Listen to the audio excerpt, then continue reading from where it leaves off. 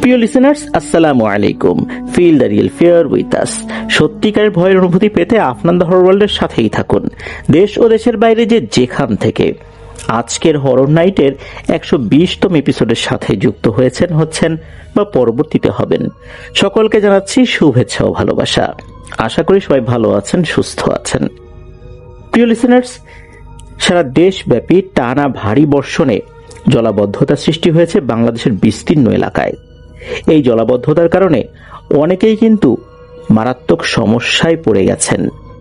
আমরা সবাই মিলে আল্লাহ সুবহানাহু ওয়া তাআলার কাছে দোয়া করব, আল্লাহ তাআলা অতি দ্রুত যেন এই প্রাকৃতিক দুর্যোগকে আমাদের উপর থেকে তুলে নিন।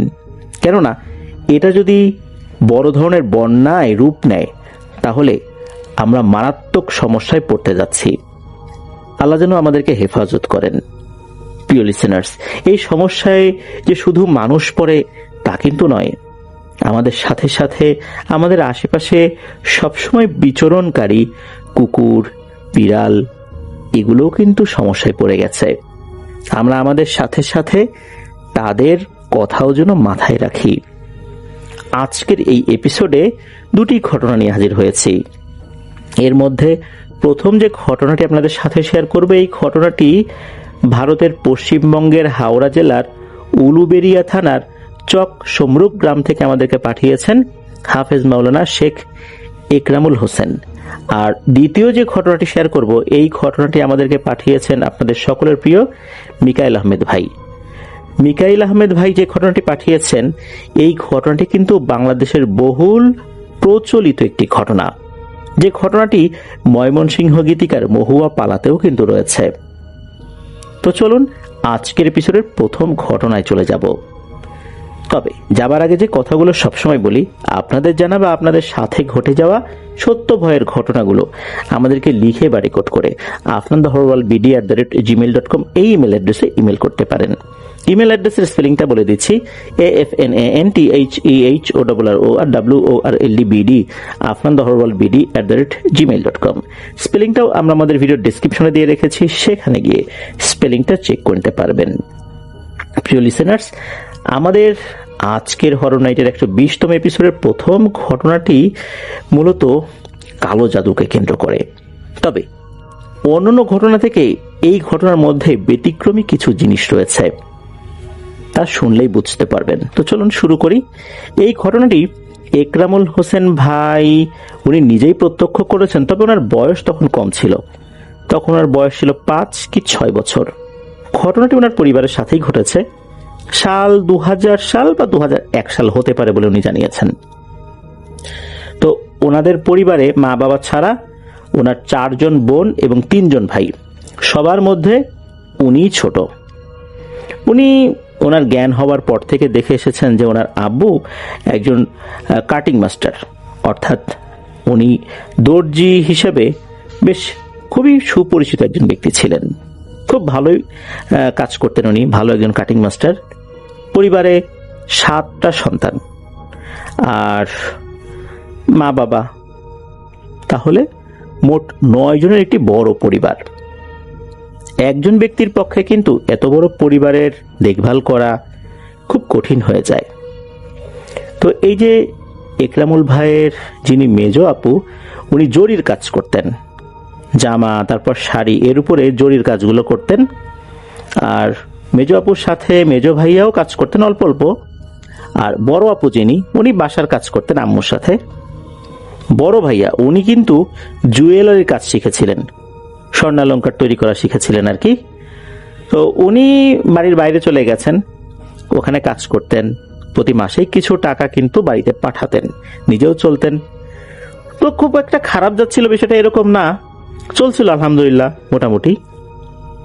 হঠাৎ করেই একটা সমস্যা দেখা দিল, তা হচ্ছে এই যে মেজো আপু যিনি জরির কাজ করতেন, তীব্র মাথা ব্যথা শুরু হয়ে গেল। আর উনি বলতেন যে ওনার শরীর জ্বালাপোড়া করছে, শরীরের ভেতরে মনে হচ্ছে আগুন ধরে গেছে, এমন জ্বালাপোড়া শুরু হয়েছে। এমন জ্বালাপোড়া যে উনি ছটফট করতেন সব সময়। আর যেহেতু তীব্র মাথা ব্যথা, উনি তো কাজ করতে পারতেন না। প্রথম দিকে মনে হয়েছিল যেহেতু জরির কাজগুলো খুব মনোযোগ দিয়ে করতে হয়, যেহেতু হাতের কাজ, সুন্দর না হলে তো সেগুলো বিক্রি হবে না। এই কাজ করতে করতে হয়তোবা শরীরের উপর একটা বেশ বড় ধরনের ধকল গিয়েছে। উনি বেশ কিছুদিন বিশ্রাম নিলেন, কিন্তু না, এতে দেখা গেল যে আরো খারাপ অবস্থা হয়েছে। একেবারে বিছানায় পড়ে গেছেন উনি। এর মধ্যে ঘটে আর একটা ঘটনা। এই একরামুল ভাইয়ের আব্বু যেখানে চাকরি করতেন সেখান থেকে কোনো কারণ ছাড়াই তাকে চাকরিচ্যুত করা হলো। উনি বাড়িতে চলে আসেন, কাজ নেই।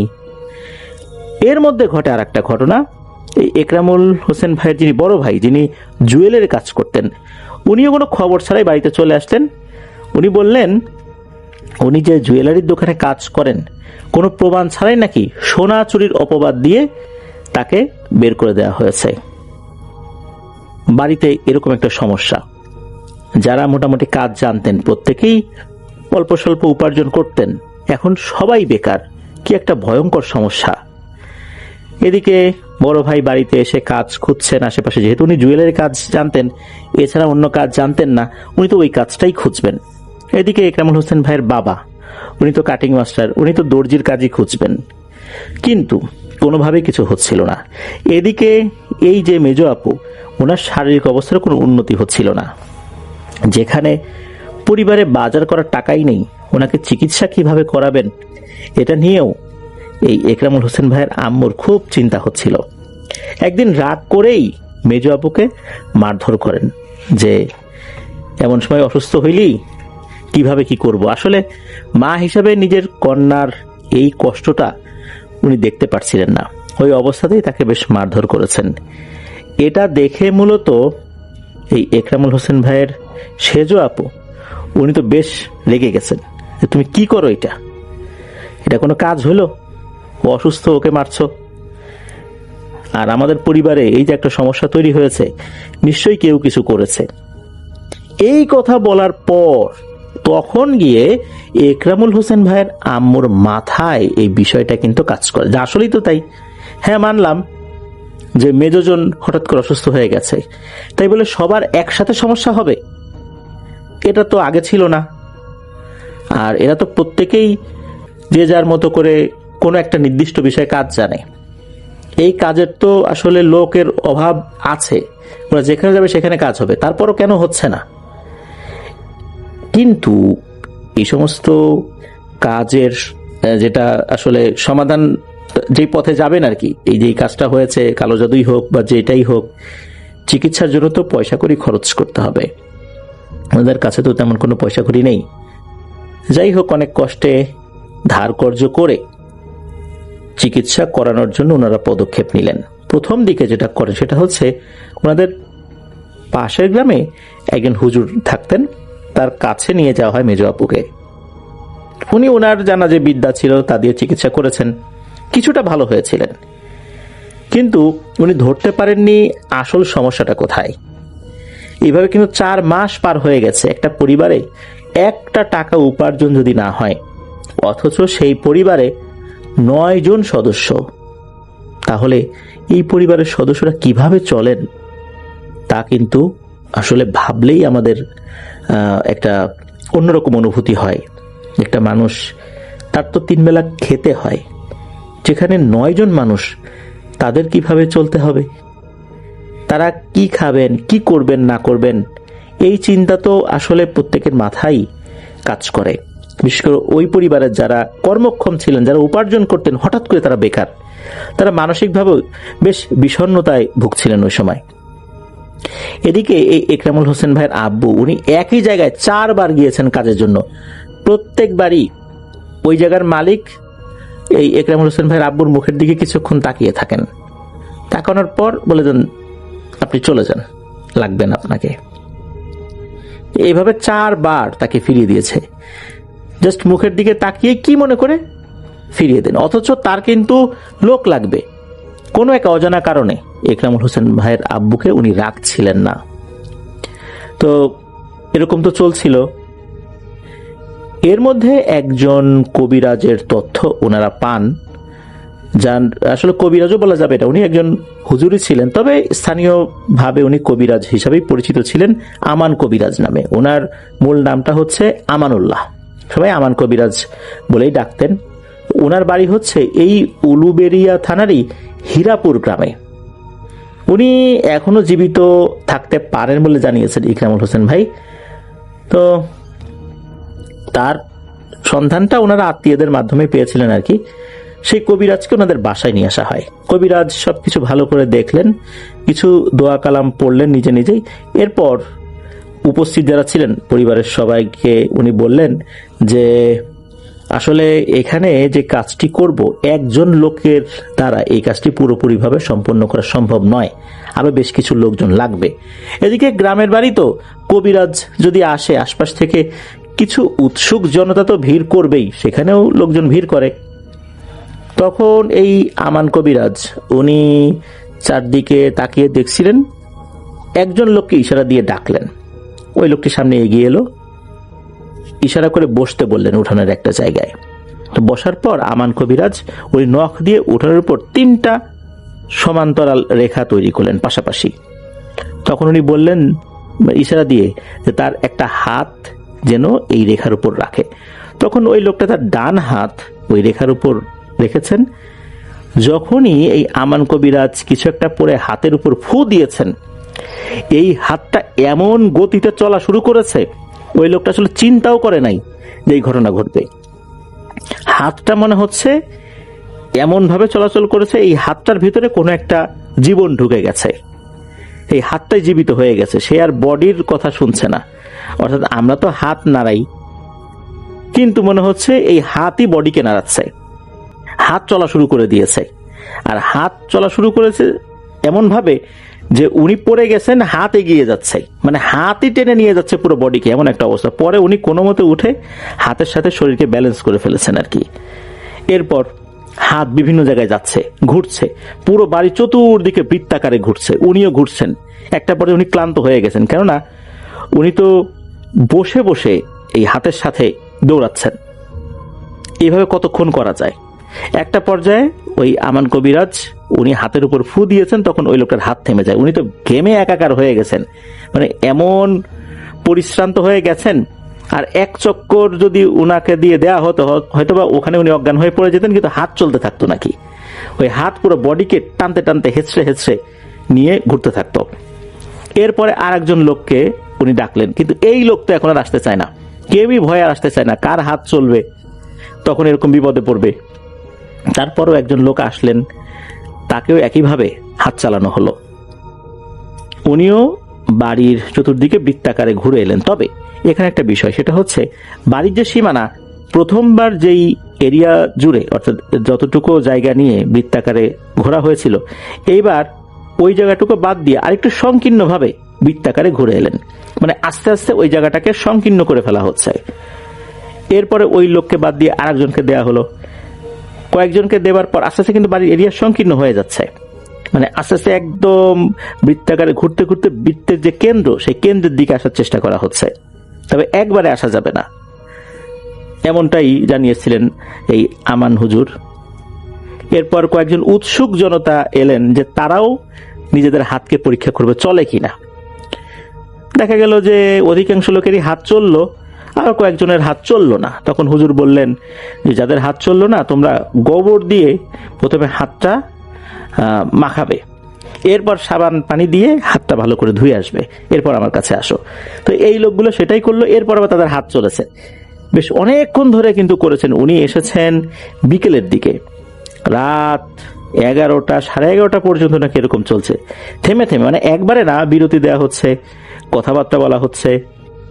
এরকম করতে করতে রাত 11:30, তখন কিন্তু ঘুরতে ঘুরতে, মানে বাড়ির চতুর্দিকে ঘুরতে ঘুরতে, তারপর উঠানের চতুর্দিকে ঘুরতে ঘুরতে ঘুরতে ঘুরতে একদম মানে প্রায় উঠোনের এমন একটা জায়গায় যেখানে আসলে বসেই হাত ঘুরিয়ে আনা যায়, এমন একটা জায়গায় ওনারা চলে এসেছেন।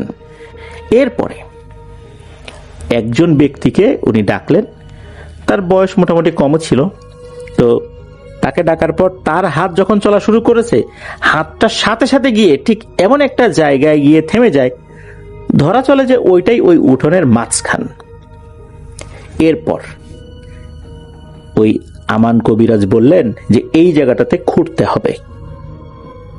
এরপর শাবল নিয়ে খোঁড়া শুরু হলো। ওখানে আরো অনেক লোকজন ছিল, তারাও দেখছে। তো খুঁড়তে খুঁড়তে প্রায় 3.5 থেকে 4 ফুট পর্যন্ত খোঁড়া হয়েছে, গর্ত করা হয়েছে, কিছুই পাওয়া যাচ্ছে না। তখন আমান কবিরাজ উনি বললেন, বিশেষ করে যে একরামুল হোসেন ভাইয়ের বাবাকে, যে আপনি একটু ভালো করে দেখেন তো, টর্চ লাইট জ্বালিয়ে ভেতরে কিছু দেখা যায় কিনা। আসলে ভেতরে কিছুই দেখা যাচ্ছিল না, স্বাভাবিক গর্ত করলে যেরকমটা দেখা যায় ওরকমই আর কি। এরপর এই আমান কবিরাজ বললেন যে এক্ষুনি 7টা পুকুর থেকে পানি নিয়ে আসেন। আশেপাশে অনেক পুকুর ছিল, কিন্তু 7টা পুকুর থেকে পানি আনতে খুব বেশি সময় লাগেনি, সর্বোচ্চ আধা ঘন্টার মতো সময় লেগেছে। এরপর একটা পাত্রে সেই 7টা পুকুরের পানি রাখা হলো, মিক্স করা হলো। তখন আমান কবিরাজ উনি ওই গর্তের মধ্যে পানিটুকু ঢেলে দিলেন। ঢেলে দেবার পর উনি ওনার মতো করে কিছু দোয়া কালাম পড়ছেন। এরপর সবাই কিন্তু তাকিয়ে আছে গর্তের দিকে, ভেতরে কি হয়। সবার চোখের সামনে দেখা গেল একটা সাদা পলিথিনের মতো কিছু একটা চকচক করছে। ওই জিনিসটা গর্তের ভেতরে, মাটির ভেতর থেকে, মানে মাটি ফুঁড়ে উপর দিকে উঠে এসেছে। এই জিনিসটা কিন্তু সবাই দেখলো, ওখানে উপস্থিত যারা ছিলেন সবাই দেখেছেন। এরপর ওই আমান কবিরাজ নিজেই গর্তের মধ্যে নেমে ওই জিনিসটা তুললেন। এরপর উপরে ওঠার পর খুব সাবধানে ওই পলিথিনটা উনি খোলা শুরু করলেন। এরপর দেখা গেল ওর মধ্যে বেশ বড় আকৃতির একটা হাড়। এরপর দেখা গেল ওখানে একটা কাপড় রয়েছে, আর বেশ কিছু জিনিস রয়েছে। একটা ফুলটা পচে গেছে অনেকটাই, অনেকটা বলতে পুরোটাই পচে গেছে। আর হাড়টা প্রায় 5 থেকে 6 ইঞ্চি লম্বা হবে। এরপর উনি যে কাজটি করলেন, উনি নির্দিষ্ট পদ্ধতিতে এগুলো নষ্ট করে দিলেন। তারপর একজনের হাতে দিয়ে বললেন, দ্রুত এটা নদীতে ফেলে দিয়ে আসো, এটা মাটির নিচেও পুঁতে রাখা যাবে না। সেটা করা হলো। এরপর উনি আরো কিছু কাজ করেছেন। তারপর বললেন, আলহামদুলিল্লাহ, কাজ হয়ে গেছে। এখন কথা হচ্ছে ঘটনাটা কি। যেই জিনিসটা এই উঠোনের একদম মাঝ বরাবর পাওয়া গেল, এটা শুরুতেই কেন করা গেল না? এই বাড়ির চতুর্দিকে ঘুরতে ঘুরতে অনেকটা পথ পাড়ি দিতে হয়েছে সবাইকে। এভাবে বসে বসে হাত ঘোরানো, এটা কিন্তু চারটিখানি কথা না, অনেক পরিশ্রমের বিষয়। তাহলে এই কাজটা শুরুতেই কেন করা হলো না? আর এই যে জাদুটনাটা করা হয়েছে, এটা আসলে কে করেছে? এটা যখন অনেক চাপাচাপি করা হচ্ছে, তখন একটা পর্যায়ে ওই একটা আয়না আনা হলো। তখন এই একরামুল হোসেন ভাইয়েরই এক আত্মীয়, ওনার বয়সী, ওই সময় ওনার বয়সী একজন আত্মীয় আর কি, একটা ছেলে, তাকে নিয়ে আসা হলো। তাকে বলা হলো, তুমি কিছু দেখছো? তখন সে বলল, হ্যাঁ আমি দেখছি। কি দেখছো? একটা পুরুষ, একজন মহিলা, মধ্যবয়স্ক পুরুষ মহিলা, তারা কিছু করছে। কারা? তুমি কি তাদেরকে চিনেছো? তখন সেটা বলছে, হ্যাঁ আমি চিনেছি। এই পর্যন্তই। এরপরে এই আমান কবিরাজ উনি ওই ছেলেটাকে এমন কিছু বলেছিলেন, কোনোভাবেই আজ পর্যন্ত ওই ছেলেটা মুখ খোলেনি যে সে কাকে দেখেছিল। যাই হোক, আমান কবিরাজ এমন কিছু তথ্য দিলেন যা শোনার পর ওই পরিবারের সদস্যরা এতটাই ভয় পেয়েছিলেন যা আসলে বলবার মতো না। আমান কবিরাজ বললেন যে এমন এক ধরনের কালো জাদু করা হয়েছে, এই যে হাড়, এই হাড়টা হচ্ছে শূকরের হাড়। এই হাড়টা মূলত শূকর বলি দিয়ে শূকরের শরীরের বিশেষ একটা অংশ থেকে হাড়টা নেওয়া হয়েছে। এই হাড়টা মাটির নিচ দিয়ে ঘুরতে থাকে, এই বাড়ির চতুর্দিকে ঘুরতে ঘুরতে বিভিন্ন ধরনের ক্ষয়ক্ষতি করে। মাটির নিচ দিয়ে যে ঘোরে, এটা কিন্তু বোঝা যায় না। মূলত এই যে যেই চতুর্দিক থেকে ঘুরিয়ে আনা, এইটা হলো এমন ভাবে প্রথমে কাজটা করা হয়েছে, চতুর্দিক থেকে ঘুরিয়ে আনতে আনতে আনতে আনতে ওই হাড়টাকে এমন একটা জায়গায় এসে আটকে ফেলা। শুরুতে এই বাড়ির বিভিন্ন জায়গায় ওই হাড়টি অবস্থান করছিল। যখনই চতুর্দিক থেকে একটা রাউন্ড দেওয়া হয় বৃত্তাকারে, তখন সে আরেকটু কম জায়গার মধ্যে চলে আসে। এরপরে যখন আর একটা রাউন্ড দেওয়া হয়, তখন এই 2 রাউন্ডের মধ্যবর্তী যদি কোনো জায়গা থাকে, এর মধ্যে সে থাকতে পারে না, সে আরেকটু সংকীর্ণ জায়গায় চলে আসে, আরো ভিতর দিকে চলে আসে, মানে ওই বৃত্তের কেন্দ্রের দিকে চলে আসে। এরপর আবার যখন রাউন্ড দেওয়া হয়, এরপর আবার সে সরে চলে আসে। এইভাবে করতে করতে একদম বৃত্তের যে কেন্দ্রের মতো যে জায়গাটা থাকে, ওই রকম একটা জায়গা যেটা একদম উঠোনের প্রায় মাঝখান ছিল, ওইখানে ওই জায়গাতে ওই হাড়টাকে নিয়ে আসা হয়। তাছাড়া কিন্তু শুরুতেই যদি ওইখানে গর্ত করা হতো কোনোভাবেই ওই হাড়টাকে খুঁজে পাওয়া যেত না। শুধু তাই না, যদি এক্সকেভেটর দিয়ে ওই বাড়ির উঠোন, বাড়ির সীমানার প্রতিটা অংশ যদি গভীর করেও তুলে ফেলা হতো, তবুও ওই হাড়ের কোনো অস্তিত্ব পাওয়া যেত না। এভাবেই বাড়ির চতুর্দিকে বারবার বৃত্তের মতো করে ঘুরিয়ে ঘুরিয়ে ঘুরিয়ে ঘুরিয়ে এরপর ওটাকে উঠোনের একদম মাছ বরাবর নিয়ে আসা হয়েছে। তারপর এটাকে তোলা হয়েছে, এরপর এটাকে নষ্ট করে দিয়ে নদীতে ফেলে দেওয়া হয়েছে। এই জিনিসটা নাকি ঘুরতে ঘুরতে এমন একটা কাজ করত গভীর রাতের বেলা, এই জিনিসটা বাড়ির যে মূল কাঠামো, এই কাঠামোর নিচ দিয়ে এমনভাবে ঘূর্ণায়মান থাকতো যে এই বাড়িটা ধসে ওই ঘরের ভিতরে যারা যারা থাকতো প্রত্যেকের উপর পড়তো, বাড়ির ছাদ। আর ওই সময় অনেকেই মারা যেতেন। এটা এইভাবেই কাজ করতো। আর এই জিনিসটা আস্তে আস্তে নাকি বড় হচ্ছিল, মানে যত ঘুরবে ও আস্তে আস্তে তত বড় হবে, এমন একটা অবস্থা। কেননা এই হাড়টাকে আসলে যেই অবস্থায় ওনারা পেয়েছিলেন, এটা নাকি আসলে আরো ছোট ছিল, সময়ের সাথে সাথে এটা বড় হবে। যাক, আল্লাহর রহমতে এই জিনিসটা থেকে তো সমাধান হলো, কিন্তু কে করেছে এটা কিন্তু জানা গেল না। এটা নিয়ে কিন্তু অনেক কৌতূহল ছিল। তো একরামুল হোসেন ভাই জানিয়েছেন যে পরবর্তীতে আর একটা মাধ্যম দিয়ে উনি জেনেছিলেন ওনাদেরই প্রতিবেশী একজন এই কাজটি করেছিলেন, একদম ওনাদের বাড়ির পাশেই একটা বাড়ি তারা করেছেন। কেননা যখন এই কাজটি চলছিল তখন কিন্তু অনেকেই আশপাশ থেকে আসলেও ওই প্রতিবেশী নারী পুরুষ তারা উকি দিয়ে দেখেছিল জাস্ট একবার, এরপর আর এখানে আসেনি। মূলত এই ঘটনা যখন ঘটে গেল, তারপর অদ্ভুত কিছু ঘটনা ঘটলো। তা হচ্ছে এই যে ওনার মেজ বোন আল্লাহর রহমতে উনি সুস্থ হয়ে গেলেন, আর এই যে ওনার ভাই উনি তো আসলে কাজ পাচ্ছিলেন না, উনিও কাজ পেয়ে গেলেন। আরো অদ্ভুত বিষয় হচ্ছে একরামুল হোসেন ভাইয়ের বাবা যে লোকটার কাছে চারবার গিয়েছিলেন, যে লোকটা ওনার মুখের দিকে তাকিয়ে চারবারই ফিরিয়ে দিয়েছিলেন আর কি, এই লোকটা নাকি একটা বাইক নিয়ে এসে হন্যে হয়ে তাকে খুঁজছে যে আমার তো লোক দরকার, এই লোকটা তো আমার কাছে 4 বার আসছিল, এই লোকটাকে কোথায় পাই। তখন মানুষজন দেখিয়ে দিয়েছিল যে ওই যে ওইদিকে বাড়ি। উনি কিন্তু নিজে বাইকে করে আবার একরামুল হোসেন ভাইয়ের বাবাকে ওনার দোকানে নিয়ে গিয়েছিলেন কাজের জন্য। তো এটাই একটা অদ্ভুত বিষয় যে 4বার ওনাকে ফিরিয়ে দিলেও পরবর্তীতে নিজেই খুঁজে নিয়ে তার বাইকে বসিয়ে নিয়ে তার দোকানে নিয়ে গেছে। আবার আল্লাহর রহমতে ওনাদের পরিবার ঘুরে দাঁড়ায়। আর একরামুল হোসেন ভাই জানিয়েছেন যে এরপর তো উনি মাদ্রাসায় লেখাপড়া করেছেন, হাফেজ হয়েছেন, মাওলানা হয়েছেন, তারপরে কারিয়ানাও উনি পড়েছেন। শুধু তাই না, এখন কিন্তু উনি নিজেও একজন রাকি, জিন সংক্রান্ত, কালো জাদু সংক্রান্ত বিভিন্ন ধরনের চিকিৎসা নাকি উনি করেন বলে জানিয়েছেন। এটাই ছিল ঘটনা। ধন্যবাদ জানাচ্ছি হাফেজ মাওলানা একরামুল হোসেন ভাইকে। আপনি সুদূর ভারত থেকে আমাদেরকে শুনছেন, আমাদেরকে ঘটনা পাঠিয়েছেন, এবং উনি ওনার পরিবারের সাথে ঘটে যাওয়া সত্য ভয়ের ঘটনা আমাদেরকে পাঠিয়েছেন। উনি আশা করেছিলেন যে এটা 100% সত্য ঘটনা, আমরা এটা প্রচার করবই, এরকম একটা দৃঢ় বিশ্বাস থেকে উনি আমাদেরকে ঘটনাটা পাঠিয়েছিলেন। আমরা সবসময় বলি আমরা সত্য ভয়ের ঘটনার প্রচারে আমরা প্রতিজ্ঞাবদ্ধ। তবে এটা সত্য যে আমরা সব ঘটনার সত্যতা নিশ্চিত করতে পারি না, এটা আমাদের পক্ষে সম্ভব হয় না। আমরা আমাদের জায়গা থেকে চেষ্টা করি।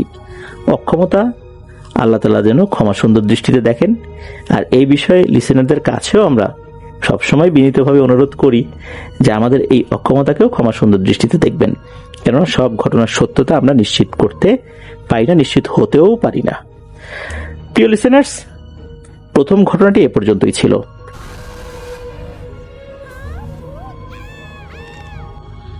এই ঘটনাটি আমাদের সাথে শেয়ার করেছেন মোস্তফা চৌধুরী ময়মনসিং থেকে, এবং মোস্তফা চৌধুরী অতীত আমাদের সাথে বেশ অনেকগুলো ঘটনা শেয়ার করেছেন। তো আজকে তার আরো একটি ঘটনা আমি শেয়ার করছি আমার মতো করে। ঘটনাটি মোস্তফা শুনেছিলেন তার বন্ধু জাকিরের কাছ থেকে, এবং তার জাকিরের নানা বাড়িতে এই ঘটনাটি ঘটে, জাকিরের নানি এক্সপিরিয়েন্স করেন। তো চলে যাচ্ছে সেই ঘটনায়। জাকির যিনি ছিলেন তাদের বাড়িতে মানে তার নানা বাড়িতে অনুষ্ঠান হচ্ছিল মানে তাদের আত্মীয় স্বজন সবাই এসেছিল সেখানে বেড়াতে। তো বাসার মধ্যে বেশ একটা উৎসবমুখর পরিবেশ এবং তখন হালকা হালকা ঠান্ডা পড়েছে, পিঠা খাওয়ার সময়। তো বাসার মধ্যে বিভিন্ন রকম রান্না বাড়া হচ্ছে, রাত জেগে মানুষ রান্না করছে, তো পিঠার আয়োজন হলো। তো যারা গ্রামে এই পিঠার আয়োজন দেখেছেন তারা জানেন যে গ্রামে যেটা হয় যে পিঠা যখন তৈরি হয় অনেকগুলো মহিলারা একসাথে বসে বিভিন্ন রকম কাজ করতে থাকেন। কেউ দেখা যাচ্ছে যে ওই চালের গুঁড়ো মাখছেন, সেটাকে কাই তৈরি করছেন, কেউ সেটা দিয়ে ডো তৈরি করছেন, মানে এরকম বিভিন্ন কাজ হতে থাকে, কেউ রস জাল দিচ্ছেন। তো এরকমই চলছিল সন্ধ্যার পর থেকে, বেশ আয়োজন চলছিল এবং এগুলোকে সব তত্ত্বাবধান করছিলেন জাকিরের নানি যিনি ছিলেন তিনি মোটামুটি যেহেতু মুরব্বী মানুষ দেখাশোনা করতেছেন, সবাইকে বলছেন এটা ওটা করতে। তিনি খুব ক্লান্ত হয়ে গেলেন, কারণ তিনি চিন্তা করলেন যে তার আসলে একার পক্ষে সবকিছু করা সম্ভব হবে না। তো তিনি তাদের একজন মেয়েকে পাঠিয়ে দিলেন বাসা থেকে। তাদের ওই তার বোন থাকতো কাছাকাছি, বেশ দূরে না। এই দেখা যাচ্ছে গ্রামের ডিস্টেন্সটা তো এরকম, অনেক সময় দেখা যাচ্ছে যে রাস্তা দিয়ে গেলেও যতটুকু দূর ক্ষেত পার হয়ে হেঁটে গেলে ওর কাছে পড়ে, মানে ক্ষেতের মাঝখান দিয়ে শর্টকাটে আসা যায়। তো তিনি তার বোনকে ডেকে পাঠালেন, সে নানির বোন, আরেক নানি, তাকে বলে পাঠালেন আসতে, এসে যাতে তাকে হেল্প করে, এখন তিনি পারতেছেন না। তো সেই মেয়েটা চলে গেল আরো দুইটা মেয়েকে নিয়ে এবং তারাও শর্টকাট পথে গিয়ে সেই নানিকে খবর দিলেন এবং বলেন আসতে। তো নানি এসে পড়লেন, মানে জাকিরের যিনি নানি ছিলেন তার সাথে ওই তার বোন চলে আসলেন ওই তিনটা মেয়ের সাথে। আসার পর তো নানি একটু হাঁপ ছেড়ে বাঁচলেন যে তার কাজ কমছে, এই নানি একটু তত্ত্বাবধান করবেন সবকিছু একসাথে। তো দুজন মিলেই সবকিছু দেখাশোনা শুরু করলেন এবং রাত তো গভীর হচ্ছে, আস্তে আস্তে যারা এরকম কাজ করতেছিল অন্যান্য মেয়েরা তারা চলে যাচ্ছে।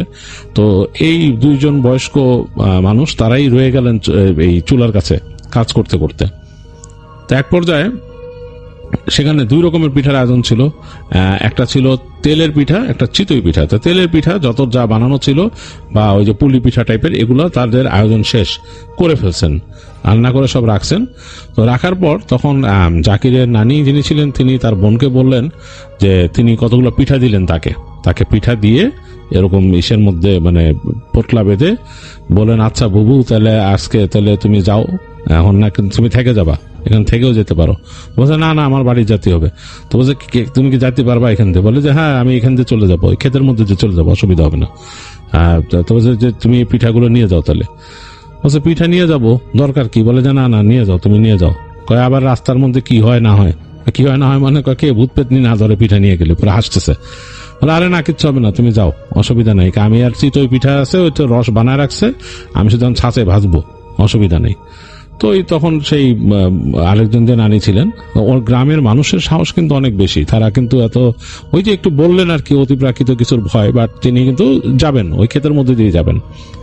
যাই হোক তিনি বিদায় নিয়ে বোনের কাছ থেকে হাঁটা ধরলেন। তো তার কাজ হচ্ছে যে তার বাসার মাছ থেকে ওই যে বের হয়ে তাদের বাসার পেছন দিক দিয়ে বের হয়ে ওই রাস্তা আছে, মানে ক্ষেত আছে, ক্ষেতের মাঝখান দিয়ে আইল ধরে হাঁটতে হাঁটতে তিনি এরকম 2-3টা আইল হেঁটে এরকম বাঁক নিতে নিতে তার বাড়ির ভিটাতে পৌঁছে যাবেন। তিনি এরকম করে রওনা দিলেন, আকাশে হালকা চাঁদের আলো ছিল। তো এখানে জাকিরের নানি দাঁড়ায় দাঁড়ায় অনেকক্ষণ দেখলেন তার বোনের যাওয়া, দেখলেন যে হেঁটে হেঁটে যাচ্ছে, হাতে পোটলা নিয়ে যাচ্ছে। তো তিনি বোনকে বিদায় দিয়ে তিনি আসলেন। তার কাছে মনে হচ্ছিল যদি কাউকে পেতেন, বাড়ির কোনো ছেলেকে, কারণ ছেলের কাউকে পাচ্ছেন না তিনি আশেপাশে এগিয়ে দেওয়ার জন্য। তো তিনি চিন্তা করলেন আচ্ছা থাক, এখন গেছে যাক, ও পৌঁছাবে, অসুবিধা নেই। তো তিনি চলে আসলেন তার কিচেনে, এসে তিনি তার ওই পিঠাগুলোকে আলাদা করে রাখছেন সাইডে, আর তারপর তিনি বসলেন তার চিতই পিঠার মানে কাজ নিয়ে। তো চিতই পিঠা এরকম করে কি এরকম গোলানো থাকে, আপনারা জানেন, এরকম করে মানে লিকুইড মতো অবস্থা থাকে, ছাঁচে রেখে চিতই তৈরি করা হয়। তো তার যে রান্নাঘর গ্রামের, সেটা হচ্ছে মাটির ঘর, মাটির রান্নাঘর, উপরে এরকম ইসের মতো দেওয়া, ছনের মতো দেয়া, আর এখানে জালনা আছে বড়, চুলার পাশে একটা জালনা আছে, জালনা দিয়ে সব ধোঁয়া টোয়া বেরোয় যাওয়ার জন্য। আর গ্রামের এই রান্নাঘরের জানালার মধ্যে কোনো কিন্তু গ্রিল বা কিছু থাকে না, এটার মধ্যে 2টা পাল্লা আছে, পাল্লাগুলো বাইরের দিকে খুলে। তো তিনি করলেন কি ওই রান্নাঘরের পাশে বসে, গরম লাগতেছিল একটু, তার মানে এতক্ষণে চুলা জ্বলতেছে, লাকড়ি বারবার ঢুকাচ্ছেন, এর জন্য তিনি ওই জানলা 2টা খুলে দিলেন। তো খুলে দেওয়ার পর দেখলেন যে বেশ সুন্দর চাঁদের আলো দেখা যাচ্ছে, চাঁদের আলো হালকা, পিছনে বাঁশের কতগুলো গাছ ছিল ওগুলো নড়তেছে এবং একটু ঠান্ডা হয়ে গেল ভিতরে। তো তিনি তাড়াতাড়ি আবার ওই লাকড়ি গুজে দিলেন, ভিতরে পাটখড়ি দিলেন, ফু দিলেন, চুলাকে আরো তাতাইলেন এবং তারপর তিনি তার ওই ছাঁচ এবং তার জিনিসগুলা তৈরি করলেন যখন তিনি দিবেন আর কি। দিয়ে বসছেন, বসে তিনি ছাদ চড়াইছেন, তার ছাদ গরম হওয়ার পর তিনি দিচ্ছেন সেখানে তার ওই যে পিঠার যে মন্ডগুলো সেটা দিতেছেন এটার ভিতরে। তো একটু পর চিতই পিঠা তৈরি হওয়া শুরু হলো চালের, এবং সুন্দর করে আতপ চাল দিয়ে বানানো, এবং সেটা একটা ঘ্রাণ ছুটলো, সুন্দর সুঘ্রাণ ছুটছে। ওটা যখন লেগে লেগে আসে নিচে একটা ঘ্রাণ উঠে। তো তিনি সেই চিতই পিঠাগুলো যখন হচ্ছে তিনি নামায় রেখে রেখে পাশে রাখতেছেন, একটা ওনার এখানে ট্রে আছে ওটার মধ্যে, এবং এগুলো শেষ হলে তিনি রসে ভিজাই দিবেন। তো অনেকগুলো রাখছেন। এর মধ্যে তার কাছে হঠাৎ করে মনে হলো যে তার জানালার বাইরে নড়াচড়ার শব্দ। আর তার রান্নাঘরে কিন্তু এই চুলার আগুন ছাড়া একটা হারিকেন জ্বলতেছে, এই হারিকেনের আলো বাড়ায় দেওয়া সেটাতে। তো তিনি চিন্তা করলেন এখানে নড়াচড়া করে কি, এখানে কি শিয়াল টিয়াল আসছে নাকি, কারণ তার মুরগির খোয়ার আছে পাশে, মানে মুরগির ঘর আছে কাছে। তো একটু তিনি চিন্তা করলেন ঘটনা কি।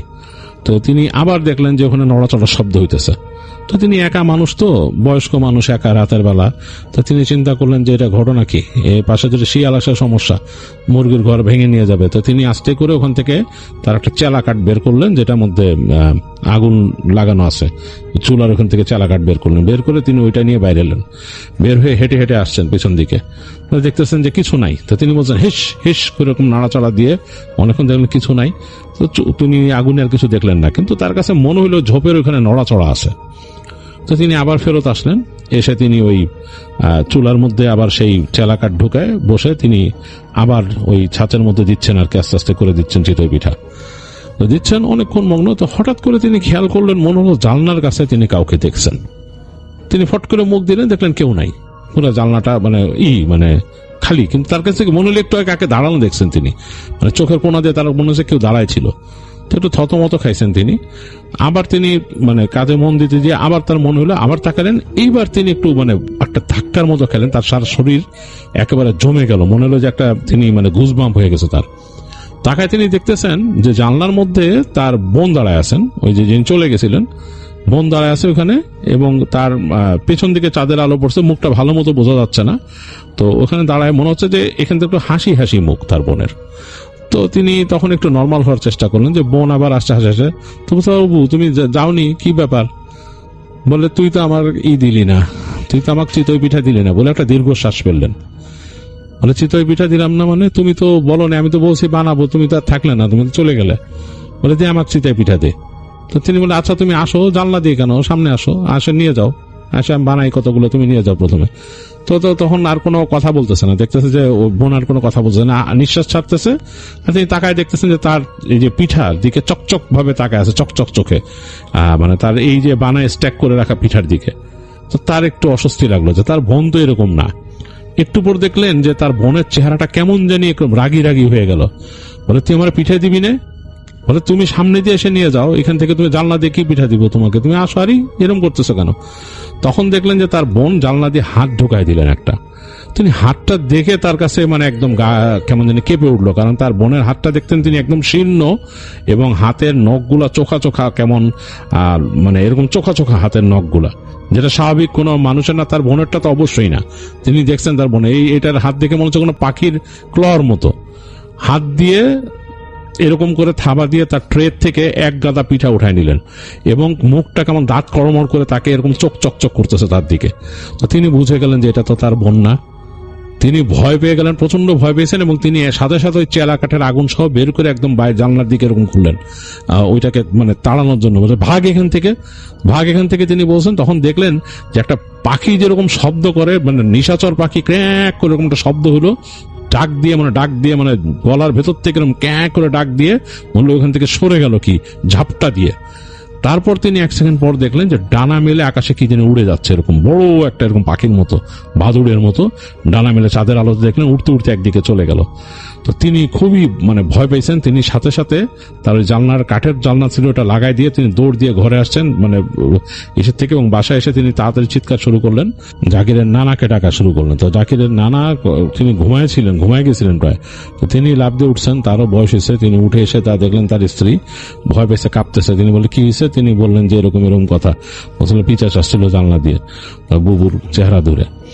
তো তিনি শুনে একটু হলেন, তা তাড়াতাড়ি আবার কিচেনে গেলেন, তাদের যা পিঠা টিঠা ছিল সেগুলো নিয়ে আসলেন, এবং সব নিয়ে আসার পরে তারা খেয়াল করলেন যে তাদের মনে হলো যে তাদের যে পিঠার যে ইটা বানা রাখছিলেন, মন্ডটা আর কি, লিকুইড যেটা দিয়ে করবেন, সেটা যিনি কেমন একটা কালার ধারণ করছে, মানে ওইটার আর স্বাভাবিক যে কালারটা থাকে ওরকম নাই। তো তাড়াতাড়ি ওইটা নিয়ে আর তারা করলেন না, বুঝলেন যে ওইটার মধ্যে নজর পড়ছে পিশাচের, ওইটা দিয়ে আর তারা কিছু করবেন না। যে পিঠাগুলো হয়েছিল ওগুলো নিয়ে তারা চলে আসেন ওখান থেকে, চুলাগুলা নিভাই দিয়ে। তো ওই রাতের মতো তারা ব্যাক করে আসেন ঘরে। তো জাকিরের নানি নাকি রাতের বেলা প্রচন্ড ভয় পাইছিলেন, এবং তাদের কাছে মনে হয়েছিল, মানে জাকিরের নানারও মনে হয়েছে তাদের ঘরের আশপাশ দিয়ে কিছু একটা ঘুরতেছে, এবং মনে হচ্ছে যে কেউ কিছু বলে, ফিস করে বলে, আর তাদের ওই যে টিনের ঘর ছিল, টিনের ঘরের আশপাশ দিয়ে ঘুরে। তো জাকিরের নানাও খুব ভয় পেয়েছে, কেন তার বাসার মধ্যে মেহমান, তার মেয়ে এবং মেয়ের জামাই বাচ্চারা আছে, তিনি খুব ভয় পেয়েছেন। এখন তিনি যে জোরে হাঁক মারবেন সেটাও তিনি সাহস পাইতেছিলেন না। তার মনে হইতেছিল যে তিনি আর তার স্ত্রী যেখানে শুয়ে আছেন বিছানায়, সেখানে টিনের ওই পাশে কেউ এসে নখ দিয়ে আঁচড় কাটতেছে এবং কিছু বলতেছে ফিস করে। তো তিনি তাড়াতাড়ি নিজে ওই টিনের পাশে শুয়ে স্ত্রীকে এই পাশে দিয়েছেন, যাতে মানে সবকিছু সেফ থাকে, এবং দোয়া পড়ছিলেন রাতের বেলা বসে বসে। তো একসময় ফজরে আজান হয়েছে, রাত পার হয়েছে, তিনি দেখলেন যে দিনের বেলা তার স্ত্রী বেশ জ্বর আসছে। তিনি সবাইরে বললেন যে তার মেয়েদেরকে, যে তোমার মা এরকম ভয় পেয়েছে রাত্রে এসে। তো তিনি নিজে বাসার থেকে বের হয়ে গেলেন খবর নিতে যে দেখলেন যে ওই যে বুবু, তিনি বাসায় পৌঁছেছিলেন তিনি, কিন্তু তার নাকি একটা বাতাস লাগছিল বাসায় আসার সময়, বাতাস লাগছিল, এবং ওই বাতাসে নাকি প্রচন্ড জ্বর আসছে তার গায়ের উপর দিয়ে একটা গরম বাতাস লেগে গেছে, এবং এটাতে নাকি তার খুব জ্বর আসছে, তিনি জ্বরে আক্রান্ত। আর এই হচ্ছে অবস্থা। তো তিনি খবর নিলেন আর কি, তার স্ত্রীর বড় বোনের আর কি। তো দেখলেন যে মানে অল্প বড় আর কি, 2-1 বছরের বড় ছিল জাকিরের নানির ওই নানি। তো যাই হোক, খোঁজ খবর নিলেন, এবং তিনি তারপরে ওই হুজুরকে বলার পরে ওই 2জন বয়স্ক মহিলা যারা ছিলেন তাদেরকে ঝাড়া হইলো, দোয়া পড়ে ফু দেওয়া হইলো, এবং পড়া পানি দেওয়া হইলো, এবং তাদেরকে হুজুর বললেন যে ওনাদের উপরে আসলে যে খারাপ জিনিসের নজর পড়ছে, ওই যে ওনার বাতাস লাগছে না, ওই বাতাসটাই ছিল ওই খারাপ জিনিসটা, এবং ওইটা ওই পাশ থেকে এসে পরে ওনাকে ধরছে, যে পিঠার পাইছে, এখানে এসে ওনার সাথে করছে। তো হুজুর দোয়া দরুদ পড়লো, বললো যে রাতের বেলা এরকম যদি আপনারা এরকম রান্না বাড়া করেন, কিচেনের মধ্যে অবশ্যই বেশি মানুষ থাকবেন, আলো রাখবেন, আগুন রাখবেন, এরকম ভাবে হবে না। রাতে কেন কোনো খাবার দাবার নিয়ে এরকম মাঠঘাট দিয়ে হেঁটে যাওয়া ঠিক না, ক্ষেতের মধ্যে দিয়ে হেঁটে যাওয়া ঠিক না, এটা খুবই খারাপ জিনিস। তো যাই হোক, পরবর্তীতে জাকিরের নানি এবং তার ওই বড় নানি দুজনই সুস্থ হয়ে গেছিলেন। এই হচ্ছে একটা ঘটনা যেটা মোস্তফা চৌধুরী শেয়ার করলো আমার কাছে ময়মনসিংহ থেকে। তো এই ছিল সেই 3টা ঘটনা, যে 3টা ঘটনার কথা আপনাদেরকে বলেছি যে প্রথমে শুরুর সময়, সেই 3টা ঘটনা শেয়ার করে ফেললাম। এখন চলে যাব কয়েক সেকেন্ডের জন্য, ফিরে আসবো আরো ঘটনা নিয়ে। ততক্ষণ পর্যন্ত আপনারা কোথাও যাবেন না, আমাদের সাথেই থাকুন। আর হ্যাঁ, যাবার আগে রিকোয়েস্ট করে যাব, যারা আমাদের চ্যানেলটি এখনো সাবস্ক্রাইব করেননি, কাইন্ডলি সাবস্ক্রাইব করে ফেলুন, একটি লাইক দিন, শেয়ার করে দিন, যাতে করে অন্যরাও অদ্ভুত শুনতে পায়। কোথাও যাবেন না, আমাদের সাথেই থাকুন।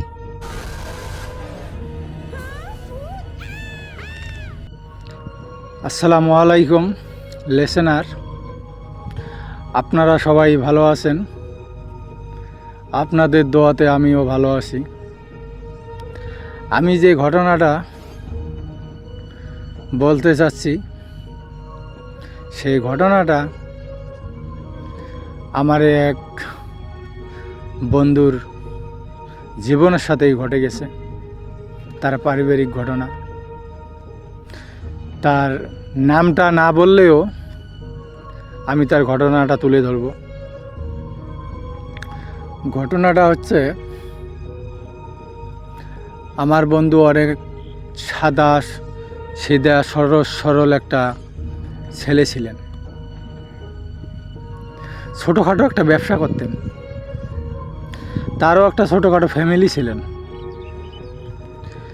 ফ্যামিলিতে একটা ছেলে, একটা মেয়ে, তার ওয়াইফ আর সেই ছিলেন, শুধু 4 জন। সে অনেক সুখে থাকতেন, অনেক সুখী পরিবার তার। সে হঠাৎ করে এক সময় দেখা যায় এক সিজনে এক জায়গার সাথে মানে আমার বন্ধুর সাথে আবাদ করতে যাবে, ফসল ফলাইতে যাবে, শেয়ার পার্টনারশিপে 300% জায়গায় তামাক লাগায়। এদিক মধ্যে তামাক যখন লাগায়, লোকজনের তো প্রয়োজন আছে সেই জায়গায়, সে কাজের লোক নেয়। কাজের লোক নেওয়ার পরে আমার বন্ধুই সারাদিন কাজ করায়, সন্ধ্যা হলে তার পারিশ্রমিক দিয়ে দেয়, সে চলে যায়। এই রকম করে কিছুদিন কাজের লোক দিয়ে কাজ করায়, সে সাথে কাজ করে, করতে করতে হঠাৎ করে একদিন এলাকার একটা গরিব ঘরের মেয়ে, সে মেয়েটা মানুষের বাড়িতে দিন মজুর কাজ করতেন। তখন আমার বন্ধু একদিন ওই মেয়েটাকে বলে, তুই তো সব সময় মানুষের বাড়িতে কাজ করিস, এর বাড়ি তোর বাড়িতে, তা মানুষের বাড়ি যাওয়ার দরকার নাই, তুই আমার বাড়িতে 3 মাস একটানা কাজ করবি, তামাকের কাজ। মানুষ তোকে যত টাকা দেয় তার থেকে আমি তো 50 টাকা বেশি দেব, তার কারণ তোর কাজ অনেক ভালো। এই কথা বলে মেয়েটাকে ডাক দেয়। মেয়েটাও তার কথায় রাজি হয়ে যায়। তখন মেয়েটা সকালবেলা উঠে আমার বন্ধুর বাড়িতে যায়, বন্ধুর ওয়াইফের কাছে। তখন আমার বন্ধু অত সকালে ঘুম থেকে ওঠে না, মিনিমাম 9টা-10টায় ওঠে। আমার বন্ধুর বউ সহ সকালবেলা খাওয়া দাওয়া করে তামাক খেতে চলে যায়। আর বন্ধু 9টা-9:30 দিনের 9টা-9:30টার মধ্যে উঠে গোসল টোসল সেরে সে কাজে চলে যায়। তার ছোটোখাটো একটা ব্যবসা আছে, সেখানেই চলে যায়। তিনি বিকেলে ব্যবসা থেকে চলে আসতেন, আসার পরে তার যে কাজের লোকটা নিয়েছিল তার পারিশ্রমিক দিয়ে দেয়, সে চলে যায়। এই রকম করে মাঝে মাঝে আমার বন্ধু কাজে যাইতেন না, তার ওয়াইফ আর সেই মেয়েটার সাথে তার খেতে কাজ করতেন। মাঝে মাঝে তার ওয়াইফও থাকতেন না, আমার বন্ধু আর সে মেয়েটা সহ কাজ করত, 2 জন। তার ওয়াইফ কিন্তু অনেক ভালো মানুষ, কোনোভাবেই সন্দেহ করতেন না। এই রকম করে 15 দিন চলে যায়। যাওয়ার পরে আমার বন্ধু আর ওই মেয়েটা, কাজের মেয়েটা, 2 জনে অনেক কিছু আলাপ হয়, অনেক ফ্রি হয়ে যায়। তারা সব কিছু আলাপ 2 জনেই কথা শেয়ার করে, তার জীবনে কি ঘটেছে, তার জীবনে কি ঘটে গেছে। আর ওই মেয়েটা যে তার বাড়িতে কাজ করে, তারও একটা স্বামী আছে, সে বদনিশা করে, স্বামীর বাড়িতে যায় না, তার 2টা বাচ্চা আছে, একটা ছেলে একটা মেয়ে। এইরকম করে যখন কাজ তার বাড়িতে করতে করতে আমার বন্ধুর সাথে তার মোটামুটি একটা ভালো সম্পর্ক তৈরি হয়। যখন ভালো সম্পর্ক তৈরি হয়, তখন মেয়েটাও আমার বন্ধু ছাড়া থাকতে পারে না, আর আমার বন্ধু মেয়েটা ছাড়া থাকতে পারে না। এইরকম করে পুরা তামাকের সিজনটাই চলে যায়। লাস্ট পর্যায়ে এসে তখন মেয়েটা ছেলেটাকে ডাকে তার বাড়িতে, আমার বন্ধুকে। তখন আমার বন্ধু বলে আমার 2টা ছেলে মেয়ে আছে, আমার ওয়াইফ আছে। আমাকে যে তুমি ডাকো, যদি আমি কোনো সময় মানুষের চোখে পড়ে যাই তাহলে আমার মান সম্মান থাকবে না, আমার ছেলে মেয়ের মান সম্মান থাকবে না। তখন কাজের মেয়েটা বলে, আমি থাকতে তোমার কোনো সমস্যা নাই, আমি তোমাকে সেভ করে নেব, তোমার সম্মান কখনো আমি নষ্ট করব না। এই কথা বলে আমার বন্ধু তার কাছে যায়। মোটামুটি এভাবে যায় যাওয়ার পরে অনেক দিন গত হয়ে যায় সেই সম্পর্কই তাদের। তা আমি ঘটনাটা এই পর্যন্তই শেষ করব।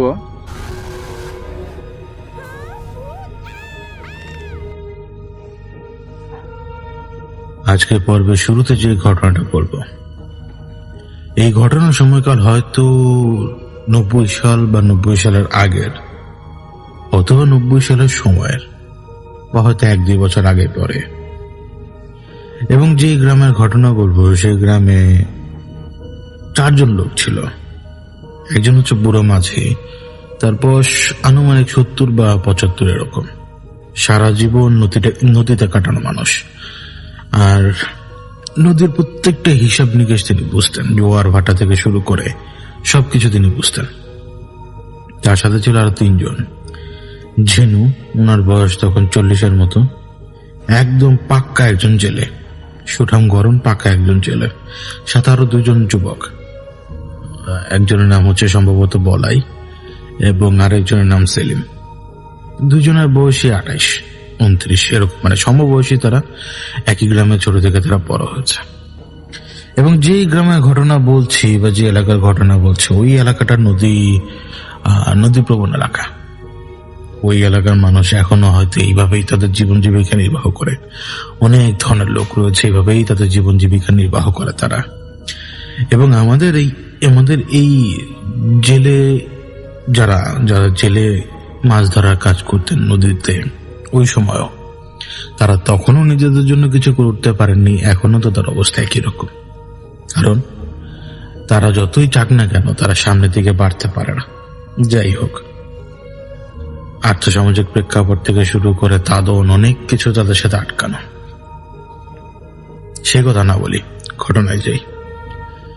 ওই দিন ভোরবেলা আকাশে তখনও অন্ধকার ভালোভাবে কাটেনি। 4 জন মিলে নৌকা ভাসায় নদীতে। হালকা হালকা টিপটিপ বৃষ্টি। ওই বর্ষাকালের শুরুর দিকটা ঠিক ওই রকম। মাছ ধরার জন্য এরকম একটা দিন সবচেয়ে ভালো।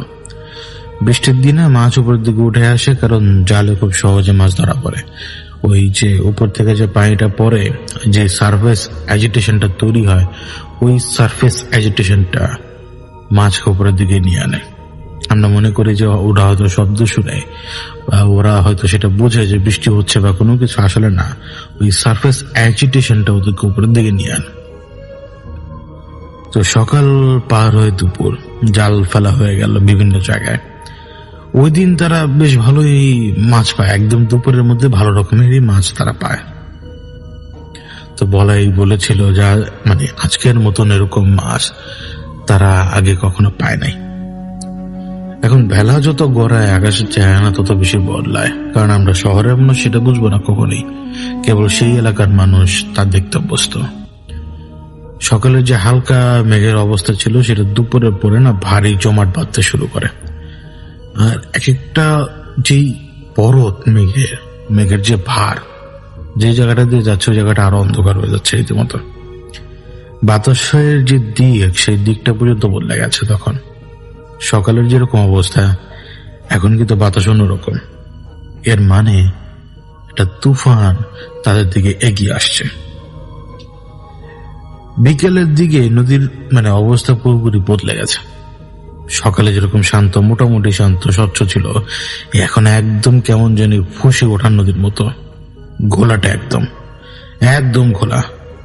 আর যে ঢেউ, যে মানুষ নদীর পাড়ে না থেকেছে সে কখনো বুঝতে পারবে না যে পানিতে ঝড়ের সময়টাও কিরকম হতে পারে। এখন যে নৌকাটা তারা নিয়ে নেমেছে সেটা কিন্তু পাল তোলা নৌকা। এখন হয়তো আমরা দেখি না, দেখে মনে করি আর এই নৌকায় আছে কিনা, কিন্তু 90 সালে এই নৌকা ছিল। এখন বুড়ো মাঝি প্রচন্ড অভিজ্ঞ, এই ঝড় তুফানের মধ্যে তিনি নৌকা অপারেট করতে খুব ভালো করে জানেন, কিন্তু তারও খুব কষ্ট হচ্ছে। ওই সময় সেলিম চিৎকার করে বলল ওনাকে যে চাচা এইভাবে হইলে তো ডুবা যাবো, ফিরন লাগবো তো তাড়াতাড়ি। কিন্তু ফেরার পথ তো সহজ না। ঢেউয়ের যে অবস্থা, নৌকা এদিক ওদিক যে পড়ছিল রীতিমতো, আপনি যেটা দিকে নৌকাকে নিয়ে যাবেন সেটা কোনো মতেই সম্ভব না। আবার অন্ধকার, যেহেতু মেঘের পরত বেশি, যে সময় অন্ধকার হওয়ার কথা তার অনেক আগে অন্ধকার হয়ে গেছে, পুরোপুরি রাত চারপাশে। ওই সময় বুড়ো মাঝি চিৎকার করে বলে খালের দিকে নৌকা চালাইতে, ওইখানে তার আশ্রয় পাবে। বড় নদীতে বা এরকম খোলা জায়গা থাকলে বড় বিপদ। এখন সেলিম আর বলাই মিলে সবটুকু শক্তি দিয়ে বইটা বাইতে লাগে। কষ্ট করে হলেও নৌকা ঢুকে পড়ে পাশে ছোট একটা খালে। দুই পাশে ঘন বাঁশঝাড় আছে ওই খালের, এবং বাঁশঝাড়টা এমন ভাবে পুরো ওই খালটাকে উপরের দিক থেকে সে ছাদের মতো আর কি ঘিরে রেখেছে। এইখানে আবার পরিবেশটা একদম শান্ত। ঝড় তুফান হচ্ছে উপরে, খুব জোরে জোরে পাতা নড়বে, কিন্তু এই হালকা হালকা ঢেউ এই খালের ভেতরে ঢুকবে। দুই পাশে কিন্তু উপর দিক দিয়ে একদম ছাদের মতো হয়ে গেছে। এবং এইখানে যখন তারা ঢোকে তো পুরোপুরি টেনশন নাই তাদের কোনো। তারা চিন্তা করলো যে রাতটা এখানেই থাকবে। তো বুড়ো বলে যে রাতটা এখানেই থাকুন লাগবো, সকলের পরে যায় ফিরন লাগবো। তো তখন যখনই শান্ত পরিবেশ, তখন ওই ঝিনু নামের লোকটা বিড়ি ধরায়। সে বিড়ি ধরায় আর বলাই আর ওই সেলিমকে সেই বললো যে তারা বিড়ি খাবে কিনা, তো সেটা সে করে না। বলাই আর সেলিম গামছা দিয়ে গা মুছলো কোন মতে। তো বৃষ্টি তখনও পড়ছে, তবে আগের চেয়ে হালকা, কারণ ওই যে উপরে ছাদের মতো অবস্থা। কিন্তু কিছুক্ষণ পরে ঝিনুর চোখে পড়ে একটা অস্বাভাবিক ব্যাপার। খালের পানি কিন্তু বাড়ছে, এখন কিন্তু বাড়ছে না, ধীরে ধীরে কিন্তু স্পষ্ট ভাবে নৌকা আস্তে আস্তে উঠে যাচ্ছে উপরের দিকে। বাঁশের যে ডালপাড়া ওটা মনে হচ্ছে নিচের দিকে নামছে, অথবা পানি হয়তো ওদেরকে আর উপরের দিকে উঠাচ্ছে। তখন সে বলে এটা কেমতে হইতেছে, খাল তো বন্ধ থাকার কথা, বৃষ্টির পানি এত তাড়াতাড়ি কি বারণ সম্ভব? এখন এই অবস্থায় তারা কে কোন উত্তর দিবে সেটা তারা স্পষ্ট ভাবে বলতে পারছে না। আর বুড়ো মাঝি তো চারপাশে তাকায় দেখছে সবকিছু, সে তো নিজে অবাক। এখন এতদিনের অভিজ্ঞতায় এমন কোনো কিছু তো সে দেখে নাই মনে হয়। রাত যত গভীর হয় তত চারপাশে যে নিস্তব্ধতা ওইটা আরো ভারী হয়। বৃষ্টি ফোটা পরে, কিন্তু এই জায়গার পরিবেশ, বললাম না খালের এই জায়গার পরিবেশটাই ভিন্ন। একটা অদ্ভুত ডাক, কখনো কখনো যে বিপদে পড়া পাখির ডাকও শোনা যায়, কিন্তু শব্দগুলো কোনো চেনা শব্দ না মানুষের। কিন্তু এরপরে ঘটে ওই ঘটনাটা, যে ঘটনাটা সব কিছু শুরু জানান দেয়। পানির উপর দিয়ে প্রথমে ভেসে আসে একটা শরীর, ধীরে ধীরে কেউ নিচ থেকে ঠেলে পাঠাচ্ছে উপরের দিকে। এটা পুরুষ মানুষের শরীর, ফুলে ওঠা শরীর, বিভৎস একটা অবস্থা শরীরের। মুখের কয়েক জায়গায় স্পষ্ট কিছু নাই, পানিতে থাকার কারণে হয়তো কোনো না কোনো জানোয়ার খুবলে নিয়ে গেছেন। চোখ, নাক, মুখ সবকিছু কেমন যেন কালচে, আবার দু এক জায়গায় গর্ত হয়ে গেছে রীতিমতো। বলাইয়ের মুখ দিয়ে না একটা চিৎকার বেরোয় আসে। বুড়ো মাঝি হাতার বাঁশ যেটা ছিল ওইটা দিয়ে লাশটাকে ঠেলে সরানোর চেষ্টা করলো নৌকা থেকে দূরে, কিন্তু লাশ তো সরে না, বরং সেটা আরো এগিয়ে আসে নৌকার দিকে। ওনাদের যে লাইটের সোর্স, ওই লাইটের সোর্স দিয়ে তারা দেখে পানির যে স্রোত, একদম পানির স্রোতের বিপরীত দিক থেকে ওই লাশ তাদের দিকে আসছে। কোন এক শক্তি যে বিপরীত দিক থেকে লাশকে স্রোতের বিপরীত দিক থেকে তাদের দিকে পাঠায়। এরপরে আসে আরেকটা শরীর, বাম পাশ থেকে একজন নারীর, মানে চুল পানিতে অসংখ্য সাপের মতো এইভাবে ছড়ানো, অসংখ্য সাপের মতো। তার শরীরের কাপড়, ওই কাপড় তো টাইট, ওই টাইট কাপড়ের উপর দিয়েও দুই এক জায়গাতে কেটে ফুলা শরীরটা বেরিয়ে আসছে। কারণ পানিতে থাকলে ওই শরীর নরম হয়ে যায়, কাপড় নরম হয় নাই তখনও। মানে কল্পনা করতে পারবেন না কিরকম। আর একটা বিশ্রী জিনিস আসে, একেবারে পুরুষ নারী এবং ওই সিরিয়ালি যেন মেনটেন করলো, একটা বাচ্চার লাশ আসে এইবার, বাচ্চার লাশ। আর ওর চোখের মনিটা কেন জানি একটু বিকট ভাবে বেরিয়ে আছে বিকট ভাবে। 4 নম্বর লাশটা আসে একদম এমন ভাবে যে কেউ, মানে এই খালের যে তলদেশ, ওইখানে যেন এই লাশটাকে আটকে রেখেছিল এতক্ষণ যেন আটকে রেখেছিল এরকম। ওই লাশটা তলদেশের ভেতর থেকে আসে। আর এই 4টা লাশ এই অল্প সময়ের ভেতরে পুরো নৌকাটাকে না ঘুরে ঘুরে, মানে মনে করেন যে নৌকাটাকে সার্কেল করছে। এই 4 লাশ নৌকাকে ঘিরে সার্কেল করে ঘুরছে। মানে এই সময়ের ভিতরে তার হাত থেকে তো বিড়ি পড়ে গেছে অনেক আগে ওই ঝিনুর। যেই সময়টা মানে বিড়িটা পড়লো, ঠিক ওই সময় মানে এক ধরনের শব্দ আসে, মানে কোনো মানুষ করলো না কোনো বিকৃত সত্তা না কে, মানে এই অন্ধকার বৃষ্টি, ওই বাইরে শব্দ হচ্ছে কিন্তু মানে খালের ভেতরে যেহেতু ওই শব্দটা এদিকে একটু কম লাগে, বৃষ্টির আর বাতাসের, এই সব কিছুর মধ্যে কেমন জানি এক অদ্ভুত শব্দ, মানুষের মতো, মানে অমানসিক শব্দ। সেলিম কাঁপা কাঁপা গলায়, মানে ভয় পেয়ে গেছে যেহেতু, সে ওই মাঝি চাচাকে উদ্দেশ্য করে বলে, এগুলো কি শুনতেছে সে। এখন তার তো অভিজ্ঞ মানুষ, কিন্তু তিনি নিজে বুঝতে পারছেন না। এই জন্য কোনো জবাব তিনি না দিয়ে তিনি চারপাশে তাকায় আছেন শুধু। এখন চারপাশে তো অন্ধকার, বাঁশঝাড়ের ফাঁকে ঘন কালো একটা ছায়ার ভেতরে, মানে একটা ছায়ার স্তূপ, এর ভেতরে কেউ যে নড়াচড়া করলো ওই সময়, এটা উনি স্পষ্ট বুঝতে পারলো। তার আবার 2টা জলজলের চোখ, লাল, একদম লাল, মানে তাদের দিকে তাকিয়ে আছে। বলে রাখা ভালো, তাদের হাতে কিন্তু টর্চ নাই। ঠিক ওই সময়টাই বলায়ে মানে এমন ভাবে কেঁপে উঠলো, মানে কি হলো এটা কেউ বুঝতে পারে না, বলাই নামের লোকটা। এবং তার মুখ থেকে একটা শব্দ আসে, পরে যেটা দেখা যায় যে সে মানে বমি করছে, উপর হয়ে পড়ে একদম। নৌকার যে কোনাটা থাকে না গোলই, ওইটা সামনে যে সে পড়ে, উঠে দাঁড়াতে দাঁড়াতে আবারও মানে এক গাদা বমি বেরোয় আসে তার মুখ থেকে।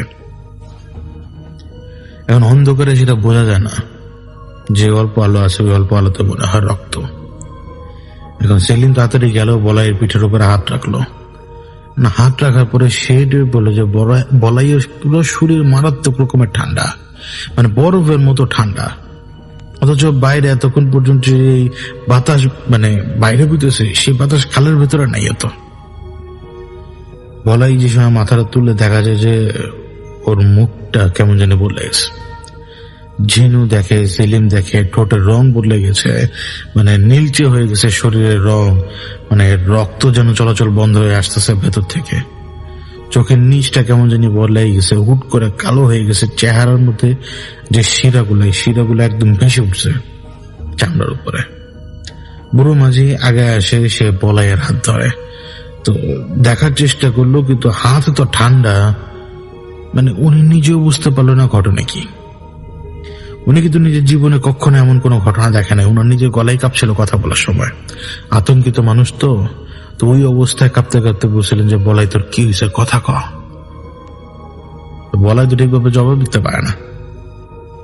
ওই ফিস করে কি যেন একটা বললো, যেটার মিনিং হইতেছে কেউ তাকে ডাকে, কেউ ডাকে যা আছে পানির নিচ থেকে তাকে ডাকে। এখন এই কথা শোনার পরে প্রত্যেকটা মানুষের শরীর একটা ঝাঁকি মারা শিহরণ বয়ে যায়।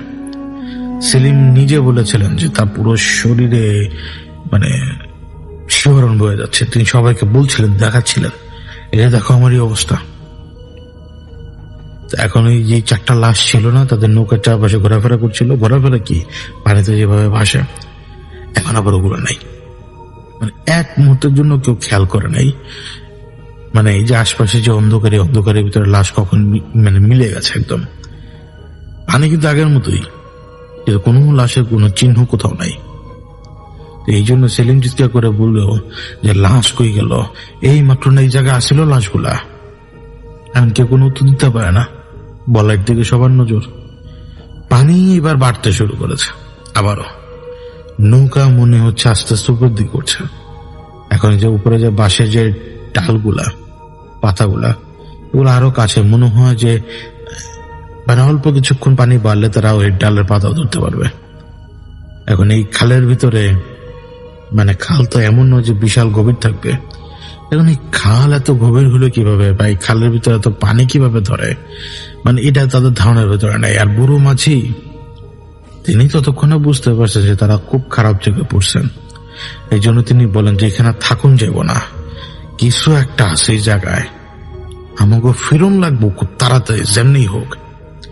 এখন সেলিম সাথে সাথে রাজি হয়। সে বলে যে চাচা ঠিক কথা, এইখানে থাকলে সবাই মরা জন্ম, বড় নদীর ঢেউ এর চাইতেও বেশি ভালো এই খালের চাইতে আর এই খালে থাকুনের থেকে। এখন ঝিনু আবার বাধা দেয়। তার গলা একদম স্পষ্ট, মানে মানে কাঁপছেও, কিন্তু ওই অবস্থাও সে বলছে যে না, এখন বাইরে হওয়া ঠিক হইব না।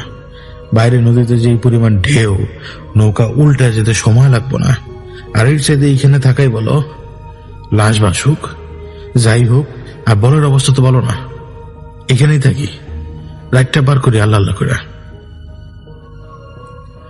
এখন ওই সেলিম সে তো ঢেকে গেল, ইয়াং বয়স তো, কারণ ওই জিনু তো একটু পাক্কা জেলে।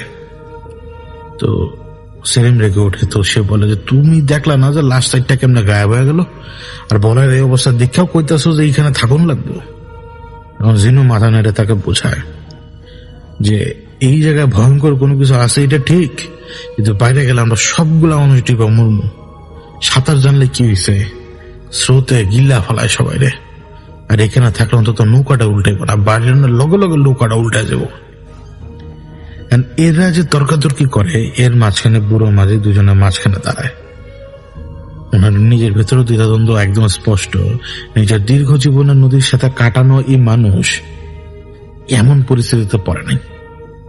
অবশ্যই এটা ঠিক, কিছু মানুষ জীবনে একবারই এরকম পরিস্থিতিতে পড়ে, আবার কেউ 2বার বা 3বারও, কিন্তু কিছু মানুষ আসলে একবার। তো পরে শেষমেশ উনি বললো যে আমরা এখনই বাইর হবো না, কিন্তু নৌকা একটু ভেতরের দিকে নেওয়া লাগলো। এখানে যেখানে পানির টান কম, এদিকে পানির টান বাড়া শুরু হয়েছে। মানে এটা হচ্ছে ওনার ভাষা। এখন গজ গজ করতেছে সেলিম। তো কোনো মতে সে রাজি হয়। মানে তার চেহারা দেখলে বা তার কথার ধরন দেখলে, কাজের ধরন দেখলে মনে হয় যে না, সে রাজি। ভীত মানুষ, কিন্তু আবার সে কথা শুনতে রাজি না। তো তার ভিতরে 2 রকম ইমোশন দেখা যায়। তার চেহারা বা চোখ ভয়, আর তার হাত আর পা ওই যে জিদ, মানে রাজি না হওয়ার যে ব্যাপারটা, এই ইমোশনটা দেখায়। একই শরীরে 2 ইমোশন। এখন এই কথাবার্তার ভেতরে কিন্তু বলয়ের শরীর আরেকবার ঝাঁকি দিয়ে ওঠে। এবার তার সারা শরীর এমন ভাবে ঝাঁকি দেয়, মানে ওকে কেউ ঝাঁকাচ্ছে রীতিমতো। মুখ থেকে গোঙানি শব্দ, তারপর হঠাৎ করে একদম একদম অচেনা একটা কণ্ঠ, একদম নিজের মানুষের মতো কথা, মানে কণ্ঠটা একদম বদলে গেছে। তোরা আমারে ফালায় যাইতে পারবি না, কথাটা ছিল এরকম।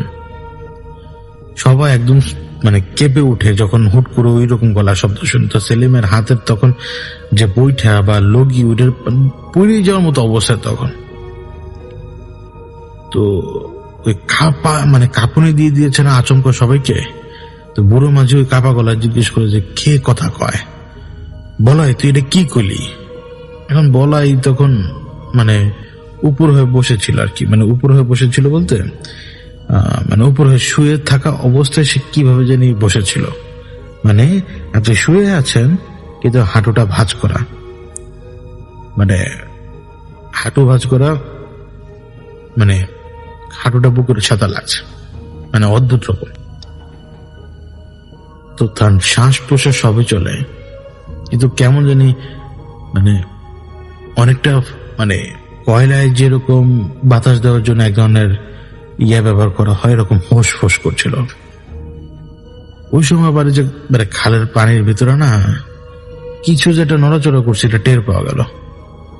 মানে উপরের ভাগে মনে হলো যে ঢেউ আসলো একটা, কোনো বাতাস ছিল না, ঢেউ ওঠার কোনো লক্ষণও ছিল না, তবুও পানি এমন ভাবে কাঁপুনি দিল মানে কেউ হয়তো সাঁতার দিয়ে আসছে, ওই স্লো মোশনে পানিটা এসে পারি বসে খুব কাছে কিন্তু খুবই ধীরে।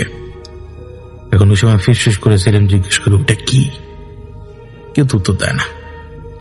বাস ঝাড়ের ওই পারে যে লাল দুটো চোখ তখনও যে অন্ধকারের ভিতরে ওই স্থির ভাবে নৌকার দিকে তাকিয়ে আছে, মাঝে মাঝে মনে হচ্ছিল অবয়বটা যেন একটু এদিক ওদিক ঘোরাফেরা করে, কিন্তু আবার পরক্ষণে মনে হয় যে ওটা আগের জায়গাতেই। পুরো মাঝে কিন্তু সেদিকে চোখ যায় বারবার, এবং সে ফিস করে বলে সবাই চুপ থাক, নড়াচড়া কম কর, যা হইতেছে হইতে দে, আমরা শুধু সকাল পর্যন্ত দম খিচ্চা এই জায়গায় বসে থাকি, টিকা থাকুন লাগবো আমাকে। কিন্তু এখন ঝিনুর মুখে না অন্যরকমের এক আতঙ্ক। সে আস্তে আস্তে বলে চাচা পানি কিন্তু বাড়তেছে, আর আমরা যদি এখানে থাকি সকাল হওয়ার আগে নৌকা ডুবে যাবো। সবাই তাকায় কিন্তু পানির দিকে। অন্ধকারের ভেতরে পানিকে মাপা যায় না, কিন্তু চোখ সেরে ধরতে পারে, কারণ খাল তো ধীরে ধীরে ভরে উঠছে, ফুসে উঠছে এখন। আর পানি তো বাড়ছে, এটা সত্যি। নৌকার কিনারা থেকে পানির দূরত্ব মনে হয় যেন আরো মানে দূরত্ব প্রায় কম, কারণ এইখানে পানি চারপাশ থেকে যাইতে ধরতেছে, নৌকা পানির উপরে ভাসতেছে না। তখন সেলিম বলল যে কইছিলাম না বাইরে হন লাগবো, এখানে থাকলে সবগুলা মানুষ আমরা ডুববা মরব। এখন জিনু আর কিন্তু জোর গলায় প্রতিবাদ করতে পারে না, তার চোখে ওই সময় কেমন জানি এক অদ্ভুত চাহনি, যেন সে মরে গেছে এরকম একটা অবস্থা তার। এখন বুড়ো মাঝির চোখ কিন্তু বন্ধ, সে কি চিন্তা ভাবনা করতেছে কেবল সেই জানে। একটু পরে যখন তার চোখ খুলে সে বলে ঠিক আছে আমরা বাইরে হমু, কিন্তু একদম সাবধানে, কেউ পানির দিকে তাকাবো না, কেউ চিৎকার করবো না, যা দেখি না কেন চুপ থাকতে হইবে সবাইকে। এখন সেলিম মাথা নাড়ে, রাজিও হয় তাড়াতাড়ি। জিনুর ভিতরে ওই দোনামোনার একটা ভাব, তারপরে অনিচ্ছা সত্ত্বেও মানে মাথা সে নাড়ে। কিন্তু বলাই তখনও যে ওই অদ্ভুত ভাবে বসেছিল, একদম নিস্তেজ। তার শরীর আরো নীল হয়ে উঠছে, চোখ দুটো অর্ধেক খোলা, মানে অমানুষের মতো তার অবস্থা, যেন সে এইখানে সম্পূর্ণভাবে নাই। তার শরীরের কিছু অংশ এইখানে, আর রুহের কিছু অংশ হয়তো দূরে কোথাও। মন যেন অন্য একটা জায়গায় পড়ে আছে, এমন একটা অবস্থা তার। সেলিম তাকে ধরে বসাতে গেল, আর ঠিক তখনই বলয়ের ঠোঁটটা নড়ে ওঠে আবার। আর সেই যে একটা অদ্ভুত গলা, যে গলাটা সে প্রথমে কথা বলেছিল, ওই অদ্ভুত গলায় সে বলে বহুত দেরি হয়ে গেছে।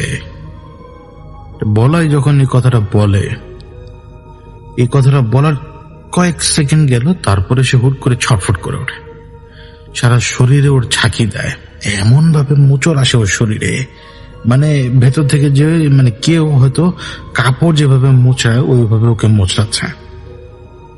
তার মুখের ভিতর দিয়ে মানে একটা পর একটা এলোমেলো শব্দ বেরো আসতে শুরু করে, কখনো নিজের গলায়, কখনো অন্যরকম মানুষের গলায়, মানে কেমন যেন অদ্ভুত ভাবে সে চিৎকারও করে প্রাণপণে, মানে ব্যথাও, মানে তার ভিতরে কেউ হয়তো প্রবেশ করেছে যে তার কলিজা গুর্দা সবকিছু হয়তো চিবাচ্ছে জিন্দা অবস্থায়, মানে এমন ব্যথা, আবার সেই ব্যথা সে চিৎকারও করছে।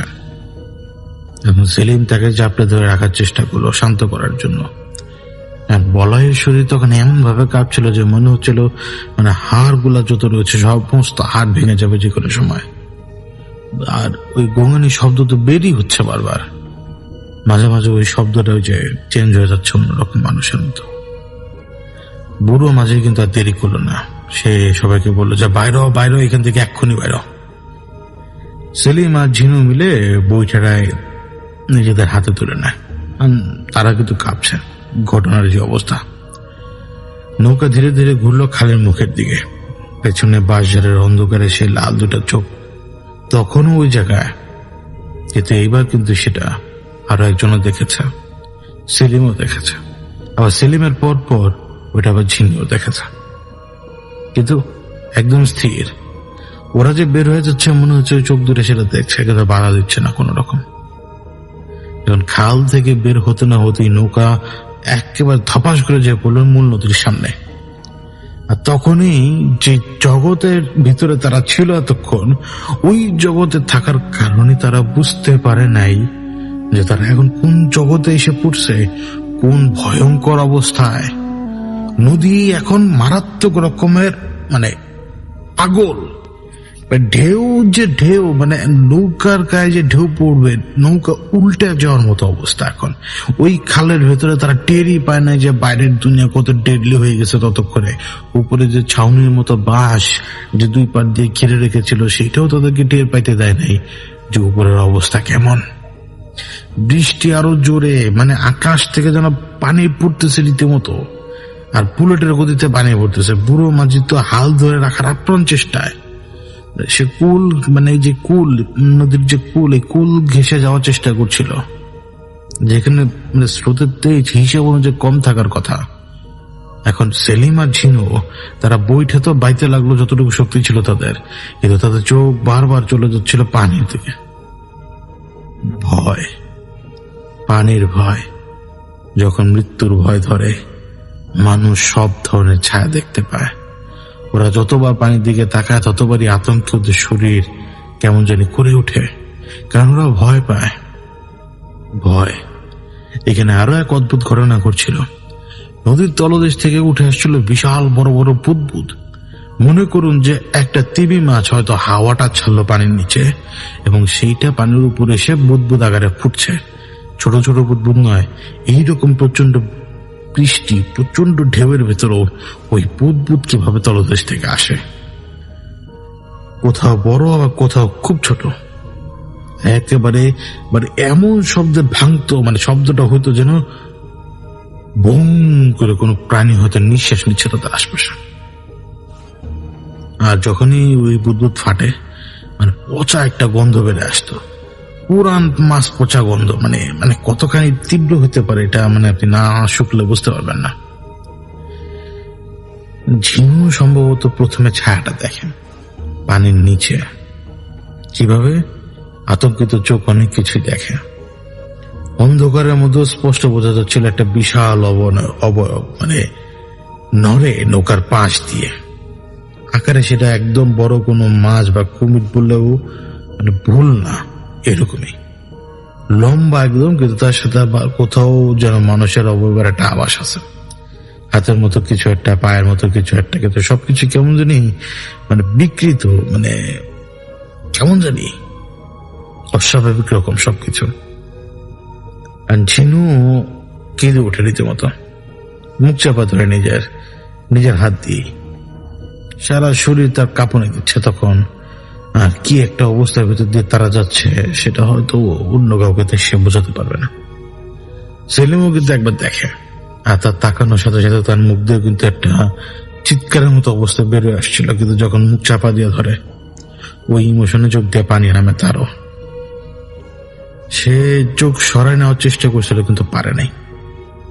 পানির নিচের ওই ছায়াটা নৌকার চারপাশে যে ঘুরছে, এই স্রোতের ভেতরেও ক্ষণিকের জন্য তাকে দেখা যাচ্ছে যেন সে কোনো দানব, যেই ভাসমান নৌকাটাকে মাপছে, সঠিক সময়ের অপেক্ষা করছে সে।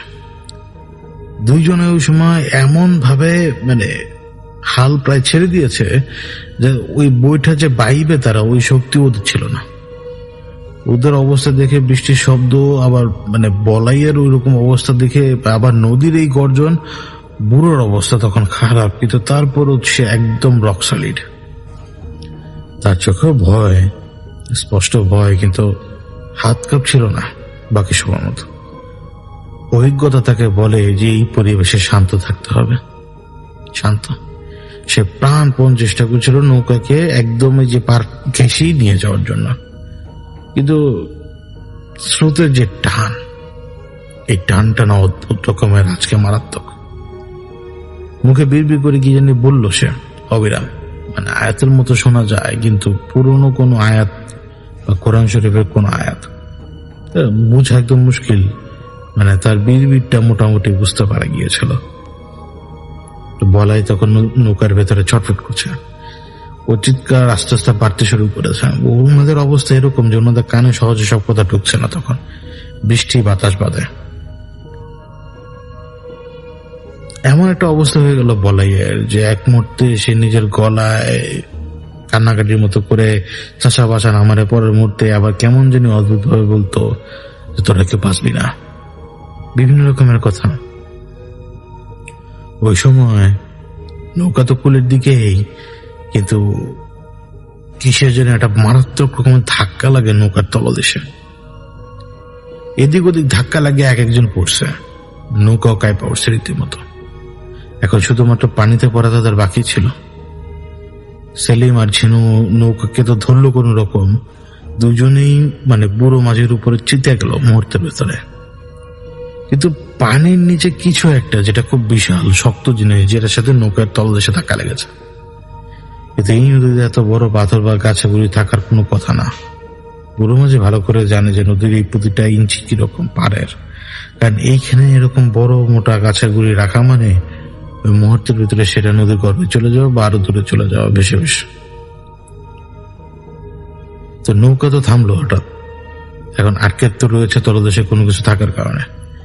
নৌকা নড়ছিল না, সামনের দিকেও যেতে পারবে না, পেছনের দিকে যেতে পারবে না, মানে অদৃশ্য হাত ওই জায়গাটাকে নিজের আয়ত্তে রেখেছে। নৌকা তো পুরোপুরি থেমে গেল, মানে তলদেশের সাথে আটকে যাওয়ার কারণে। এখন বুড়ো মাঝি সামনের দিকে ঝুঁকে দেখার চেষ্টা করলেন, ওনার চোখ পুরি ভালো মতো করে দেখার চেষ্টাও করলেন, কিন্তু বুঝতে পারলেন না এখানে কি দেখছেন তিনি। সেলিম আর ঝিনু তখনও কাঁপে, রীতিমতো কাঁপে, বলাইয়ের অবস্থা খারাপ।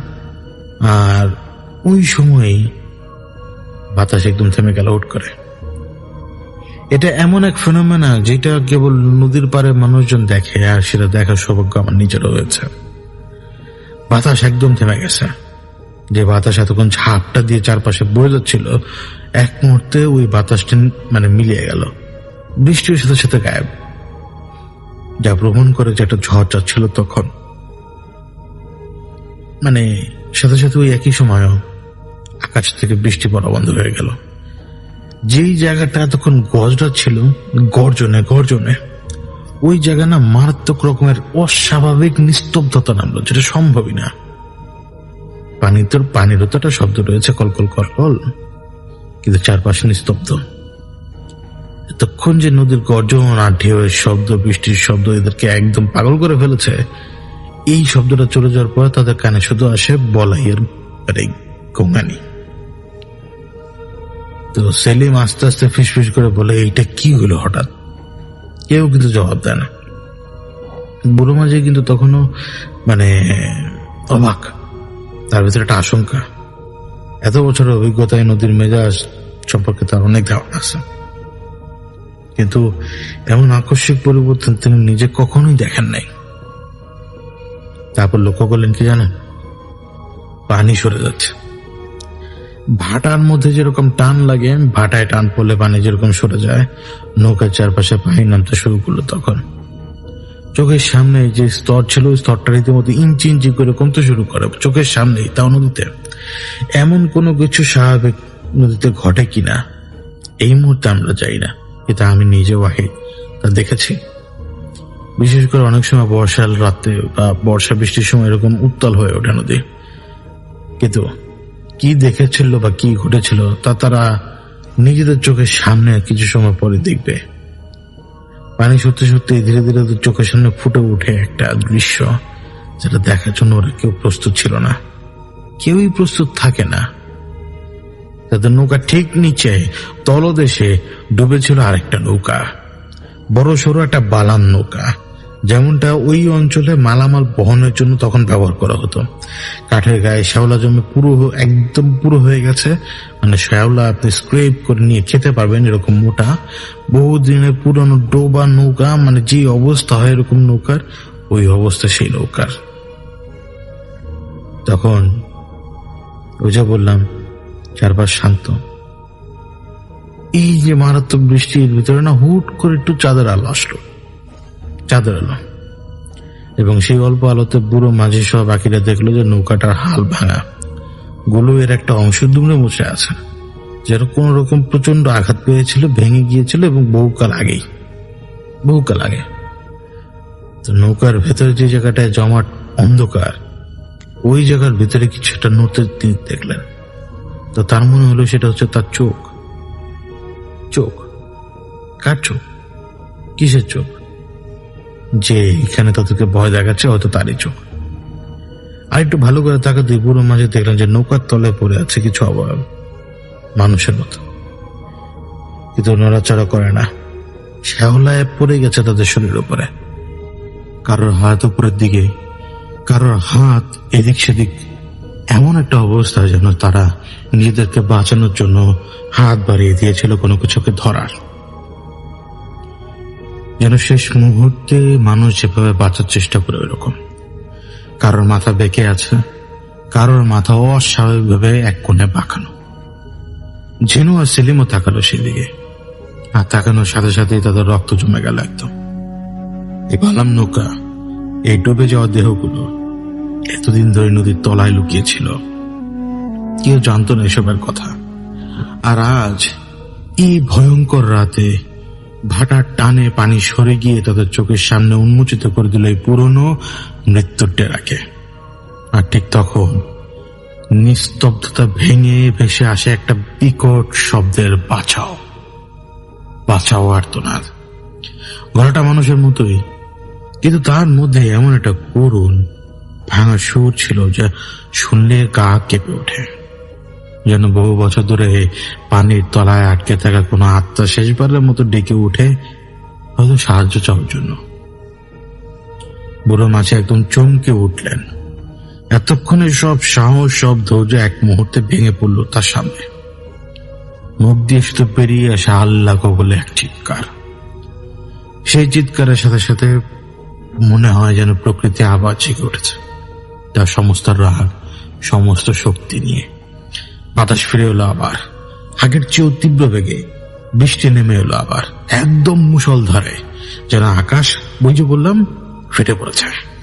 আর সে সাথে পানি উঠে এলো হুড়মুড় করে আবার, যেভাবে নেমে গিয়েছিল ঠিক তার উল্টো বেগে, আরো তীব্র ভাবে।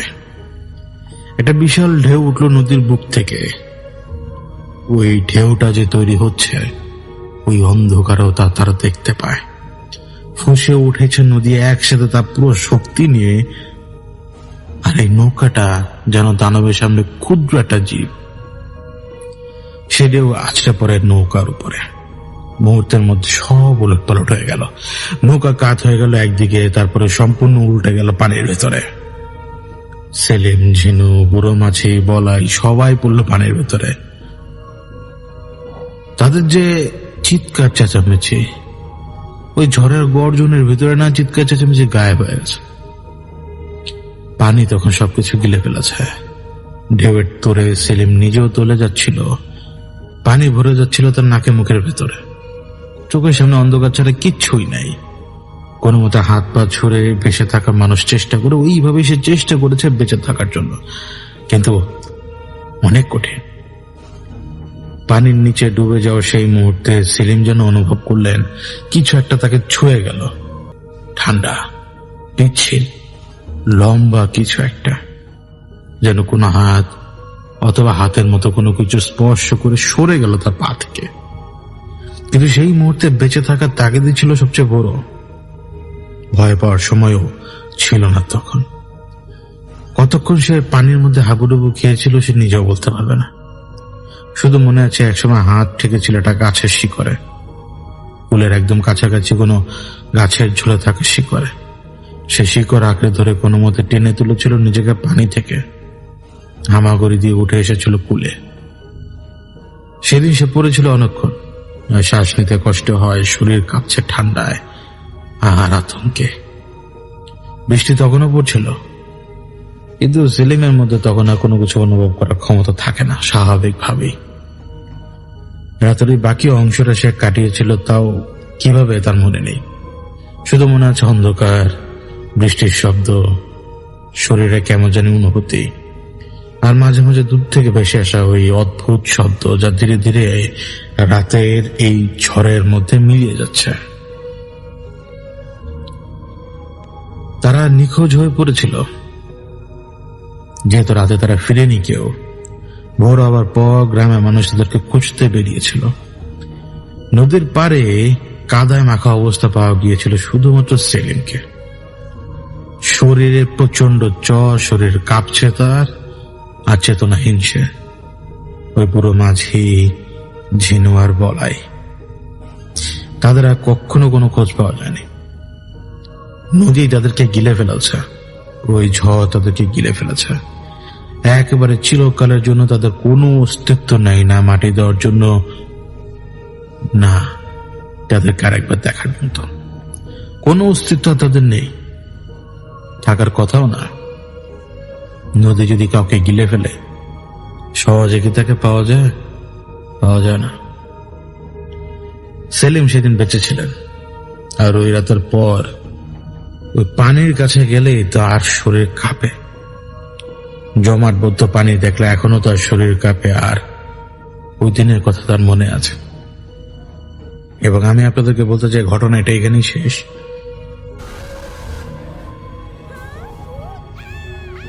প্রিয় নেসেলার ভাই ও বোনেরা, আপনারা সবাই ভালো আছেন। আপনাদের দোয়াতে আমিও ভালো আছি। আমি প্রতিদিন বাছাইকৃত কিছু ভয়ানক ভূতের গল্প আমি রাত 10টা বাজে এই চ্যানেলে পাবলিশ করে থাকি। আপনাদের যদি ভালো ভিডিও দেখতে মন চায়, ভালো ভয়ানক ভূতের ঘটনা শুনতে যদি ইচ্ছুক থাকেন, তাহলে আমার এই চ্যানেলটাতে আপনারা সব সময় বাছাইকৃত পর্বের ভয়ানক গল্পের ঘটনা শুনতে পারবেন। আমি প্রতিনিয়ত বিভিন্ন জায়গা থেকে বাছাইকৃত ভিডিও আমি সংগ্রহ করে আমি আমার চ্যানেলে রাত 10টা বাজে পাবলিশ করে থাকি।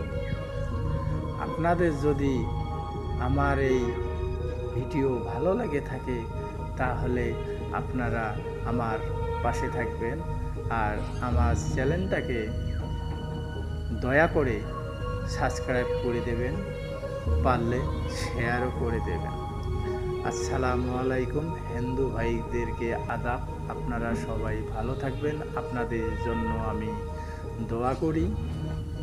আমি আমার গল্পটি এখানেই শেষ করলাম।